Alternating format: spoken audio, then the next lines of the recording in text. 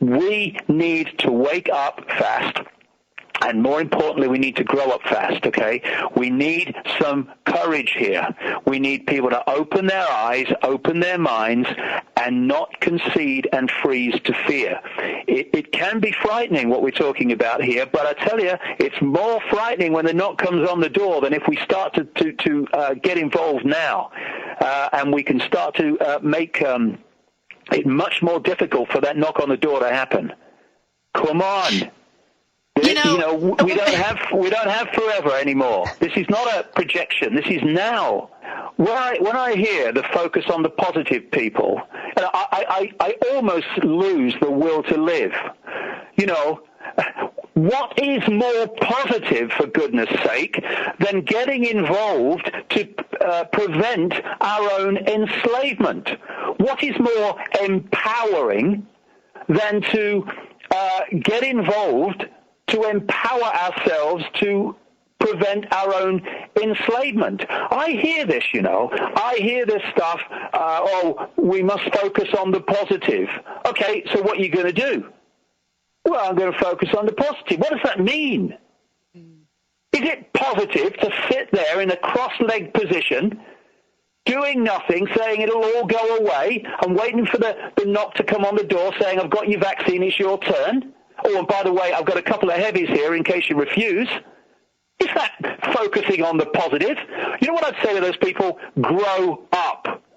Stop being a child and enter adulthood, because your denial, your escapism, because that's what it is in the end, It's escapism. It's I have to persuade myself that I don't have to do anything here that I really don't want to do. Well, you do. If you want to live in anything like a free world, and I'll say this to people who are focused on the positive, tell your children and grandchildren that you focused on the positive when they realize that they are going to have to live in a world, and by then we'll be living in a world, if we don't put the brakes on fast, which makes today look like a free and open society.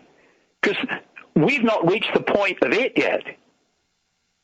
They want a global Orwellian state that would make Orwell wince. And tell your children and grandchildren who are going to have to live in that when you have gone that you focused on the positive. Grow up. We talk about spiritual, Hillary, right? Well, what is spiritual about looking the other way while this is going on? Being spiritual is to go above fear. And I love that when people say, "Oh, you mustn't focus on the fear. It's frightening." Well, hold on a second. I thought you said you were spiritual and you let go of fear. Well, if you've let go of fear, there's nothing to be frightened of, is there? We are consciousness. We are infinite consciousness. We are all that is, has been, and ever will be. What we're having at this time is a experience in a computer program called Planet Earth and humanity, right? That's what we're having. Now, whatever happens in the experience, we are still infinite consciousness, all that has been, is, and ever will be. But the question is, do you want to have an experience that's as deeply unpleasant as this one is going to be? Do you want your children and grandchildren to have that experience, right? Because that's the question. And if you really are conscious, if you really are in touch with your, quote, higher self, then looking at the other way and conceding your right to act as necessary to fear is not going to happen, is it? The only time it's going to happen that you're going to be consumed by fear or look the other way and convince yourself that there's nothing you should do because it's all negative, the only time that you're going to be in that mode is if you are not conscious, if you are not in touch with your, quote, higher self, but if you are consumed by the body-mind, which sees everything in terms of denial, everything in terms of fear. Do you think infinite consciousness is going to look at the situation we're facing and say, it's negative, you must focus on the positive? No, it's going to say, I'm going to do what I know to be right. And what we know to be right in the face of a tyranny is to not concede ourselves to the tyranny. Peaceful, non-violent, non-cooperation, because this tyranny can only be imposed upon us if we concede ourselves to allow it. The people in full knowledge of what's going on and what they're doing, compared with the global population, is a handful. The global population, we are told, is about 7 billion people. And the 7 billion are the people who are subjected to this horror by the handful of people who in full knowledge are doing it. It can only happen with our acquiescence. There is not enough of them to do it without our acquiescence. And they have to get us to don uniforms and don dark suits to act as agents for the few to impose the will of the few upon the many. And those people in uniform and dark suits who are doing this, you look your children and grandchildren in the eye as well, and you tell them that you can justify what you're doing in relation to the world they're going to have to live in. You're helping to bring it in. What are you doing? We need to stop being in denial and start looking this in the eye. And then the billions can sort out the few who are seeking to impose a horror movie upon the rest of us. We can do it, but only if we come together and get out of denial and stop the excuses of it's negative, must focus on the positive. You know what's positive? You know what's positive thing to focus on? This tyranny not completing what it wants to complete. Tell me something more positive than that at this time.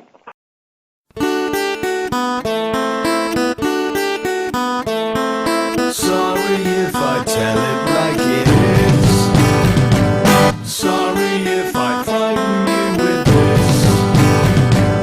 Sorry if you don't like what I say.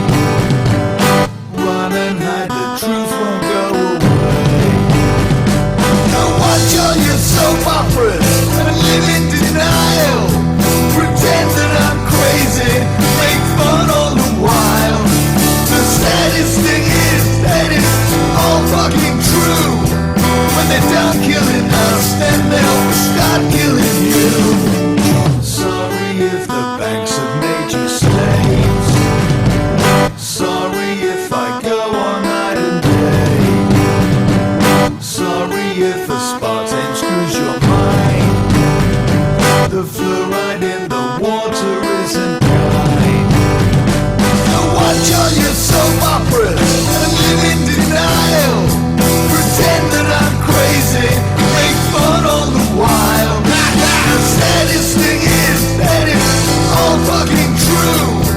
When they're done killing us, then they'll start killing you. Sorry for disproving 911. Sorry for the tasers and the guns. Sorry no plane hit the Pentagon. Save the fucking planet is a scam.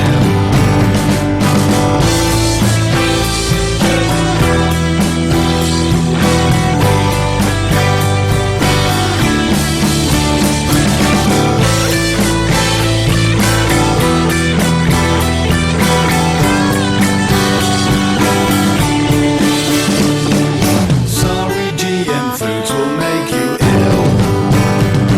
Sorry if I have my own free will.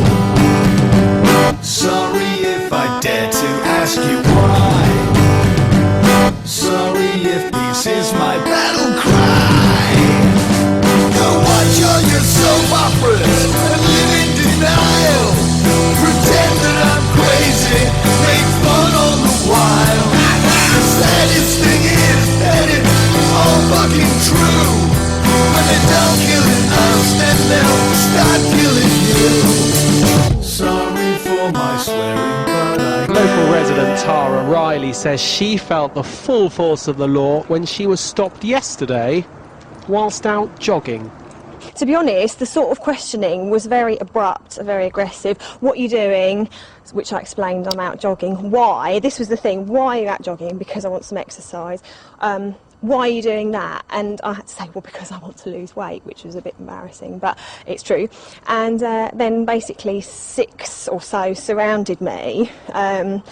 And just continued questioning, saying, oh, you know, you realise that you looked a bit suspicious. Well, the actual camp is in that direction. We've had police coming down in between these rows of pear trees. Alan Tristram says he was stopped by police 3 times going down his own road. And then he said, have you got an identification? I said, no, I haven't. I said, and if I did have, I wouldn't show it to you, because why should I? Not that one has to win, so one has to lose. And we can do that in our everyday lives. And sometimes, in the playing out and the equaling out of win-win, sometimes you have to say, well, I could screw you now because of the situation I'm in, but it's not right, it's not fair, and you know what? I'm going to let you have that, and I'm going to, in the face of it, lose in this situation, because it's right and just and fair in these circumstances that you should have that. And when we're making decisions like that, everything changes. That moves away from that reptilian competitive part of the mind. Exactly. Yeah. What are we competing with each other for? Yeah. Why are we? You know, I can understand going on the sports field and you're playing out a bit of... But why are we competing in everyday life with each other? But we are. You know, it's like success is winning. Well, in a win-lose situation, for one person to succeed, someone has to lose. Now, that's not a sane, conscious society.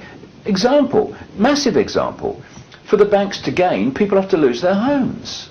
That's the extreme example, but that's it.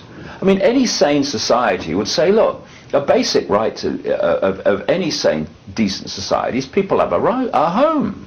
So how are we going to restructure this so people have a home, and the home does not become subject to in many ways, the foundation of the economy? Oh, house prices have gone up. Oh, goody, goody. More people can't afford them then. What are you talking about? House prices going up are a good thing. House prices coming down are a good thing in a sane society, or house prices not moving. To have one of the basics of life to be an asset, a pawn of an economic gambling almost, is just insane. I mean, when you take a deep breath and you look at it again, this world is bloody insane. Its level of consciousness is shocking. Just about enough to breathe and screw the next guy next to you. That's about where most of it is. Annie Rutter leaves court after clearing her name. One shamed cop covers his face. It's the same old story. Everywhere you go.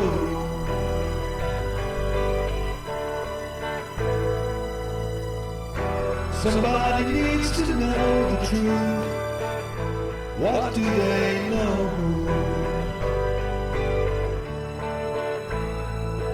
When it comes right down to face, no, they haven't got a clue.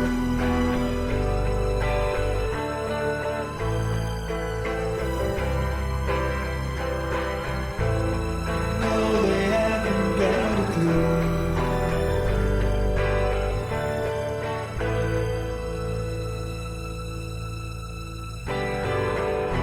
Icke, sharing.